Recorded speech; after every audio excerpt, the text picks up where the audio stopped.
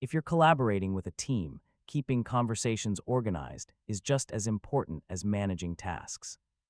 ProofHub Discussions lets you share ideas, ask questions, and make announcements without cluttering your email inbox. In this tutorial, I'll show you how to use discussions in ProofHub step by step in 2026. First, sign in to your ProofHub account and open the project where you want to start or participate in a discussion. Then, navigate to the Discussions section from the project menu. Next, click the New Discussion button. Enter a clear title that describes the topic so your teammates can quickly understand what the conversation is about. Now type your message in the discussion editor. You can include updates, ask questions, share ideas, or provide detailed project information. If your discussion needs supporting documents, images, or other files, attach them before publishing. This gives your team all the information they need in one place.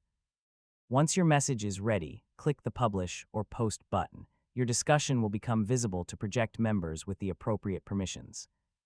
To join an existing conversation, open the discussion and use the reply box to add your comments. Team members can respond, ask follow-up questions, and continue the conversation. To make discussions easier to follow, use descriptive titles, keep each conversation focused on a single topic, and avoid mixing unrelated subjects in the same thread. Check the discussion section regularly to stay updated on announcements, project decisions, and important conversations that affect your team's work. And that's how to use discussions in ProofHub.